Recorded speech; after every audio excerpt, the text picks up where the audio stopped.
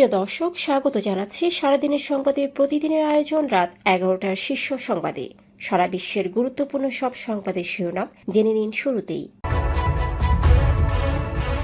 ব্রহ্মপুত্রের উৎসে বিশ্বের বৃহত্তম বাঁধ নির্মাণ শুরু, চীনের চরম উদ্বেগে ভারত।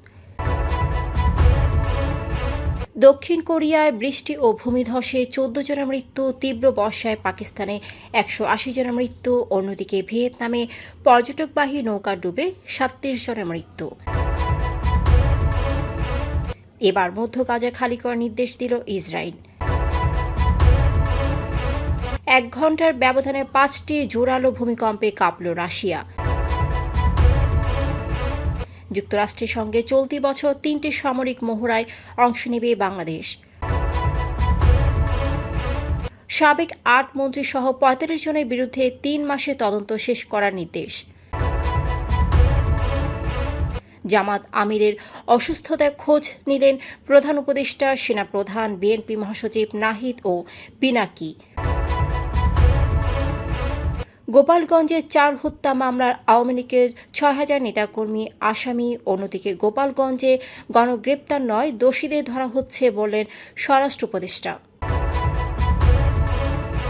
হামিম গ্রুপের এমডি বললেন, আমার 40 বছরের ব্যবসায়িক জীবনে রপ্তানি খাতে এমন সংকট কখনো দেখিনি। 1 আগস্ট থেকে যুক্তরাষ্ট্রের আরোপিত শুল্কের কারণে চাকরি হারাবে 10 লাখ মানুষ। শুনছিলেন সংবাদ শিরোনাম, এবারে বিস্তারিত। ফ্যাশন ব্র্যান্ড মানে আর্ট। চীনের প্রধানমন্ত্রী লি কিয়াং তিব্বতের ইয়ারলুং সাংপো নদীর উপর বিশ্বের বৃহত্তম জলবিদ্যুৎ বাঁধের নির্মাণ কাজ উদ্বোধন করেছেন ভারতের আপত্তি সত্ত্বেও।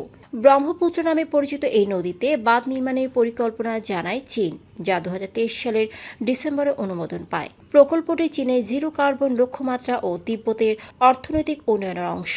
উৎপাদিত বিদ্যুৎ তিব্বত সহ চীনের বিভিন্ন অঞ্চলে সরবরাহ করা হবে। দক্ষিণ কোরিয়ায় কয়েকদিনের টানা বৃষ্টিতে বন্যা ও ভূমিধসে অন্তত 14 জনের মৃত্যু হয়েছে, নিখোঁজ 12। চলছে উদ্ধার অভিযান। পাকিস্তানি অস্বাভাবিক বর্ষণে জুলাই মাসে 180 জনের মৃত্যু ও 500 জন আহত হয়েছেন। বৃষ্টিপাত বেড়েছে 60%। জারি হয়েছে বন্যা সতর্কতা ও ঘরে থাকার পরামর্শ। ভিয়েতনামের হালং বেতে পর্যটকবাহী নৌকা ডুবে 37 জনের মৃত্যু, নিখোঁজ অনেকে। উদ্ধার হয়েছে 11 জন। খারাপ আবহাওয়ায় উদ্ধার কাজ ব্যাহত। ইসরায়েলি সেনাবাহিনী গাজার দের আল বালাহর বাসিন্দাদের সরে যাওয়ার নির্দেশ দিয়েছে, যেখানে আগে থেকেই বহু গাজাবাসী আশ্রয় নিয়েছে এবং এখনও কোনো সামরিক অভিযান হয়নি। এতে সেখানে থাকা আনুমানিক 50 জন জীবিত জিম্মিকে নিয়ে উদ্বেগ তৈরি হয়েছে। এদিকে আল শিফা হাসপাতাল জানায়, উত্তর গাজায় জাতিসংঘের ত্রাণ ট্রাকের জন্য অপেক্ষারতদের উপর ইসরায়েলি গুলিতে 30 জন নিহত ও অনেকে আহত হয়েছেন। গাজার স্বাস্থ্য মন্ত্রণালয় জানিয়েছে, শত শত মানুষ অনাহারে মৃত্যুর ঝুঁকিতে। 1 ঘন্টায় 5 বার ভূমিকম্পে কেঁপে উঠেছে রাশিয়ার কামচাটকার পূর্ব উপকূল। প্রথম দুটি ছিল সবচেয়ে শক্তিশালী, একটি 6.6 ও অন্যটি 7.4 মাত্রার। এরপর আরও 3 বার 6 বা তার বেশি মাত্রার কম্পন হয়। ভূমিকম্পগুলোর কেন্দ্র ছিল ভূপৃষ্ঠ থেকে 10 কিলোমিটার গভীরে। প্রথম কম্পন হয় সকাল 12:28। পরপর কম্পনের কারণে প্রশান্ত মহাসাগরীয় উপকূলে সুনামি সতর্কতা জারি করা হয়েছে। ভারতের ন্যাশনাল সেন্টার ফর সিসমোলজি জানিয়েছে, সবগুলো কম্পনই কামচাটকার পূর্ব উপকূলের কাছাকাছি হয়। বাংলাদেশ ও যুক্তরাষ্ট্রের সশস্ত্র বাহিনী চলতি বছর 3টি যৌথ মহড়া ও একটি নতুন দক্ষতা সংযোজন করবে, যা দুই দেশের নিরাপত্তা ও অংশীদারত্বকে আরও দৃঢ় করবে। এতে আঞ্চলিক নিরাপত্তাও জোরদার হবে বলে জানিয়েছে ঢাকার মার্কিন দূতাবাস। বৈষম্য বিরোধী ছাত্র আন্দোলন ঘিরে জুলাই আগস্টে হত্যার ঘটনায় মানবতা বিরোধী অপরাধের 7 ঘটনায় শেখ হাসিনার সাবেক মন্ত্রিসভার সদস্য আনিসুল হক, দীপুমনি, সালমান এফ রহমান, জুনাইদ আহমেদ পলক সহ 45 জনের বিরুদ্ধে 3 মাসের মধ্যে তদন্ত শেষ করতে নির্দেশ দিয়েছে আন্তর্জাতিক অপরাধ ট্রাইব্যুনাল 1। তদন্ত প্রতিবেদন দাখিলের সময়সীমা 15 অক্টোবর। রোববার চিফ প্রসিকিউটর তাজুল ইসলামের সময় আবেদনের পর ট্রাইব্যুনালের চেয়ারম্যান বিচারপতি মোহাম্মদ গোলাম মর্তুজা মজুমদার এ আদেশ দেন। সকালে 39 আসামিকে ট্রাইব্যুনালে হাজির করা হয়।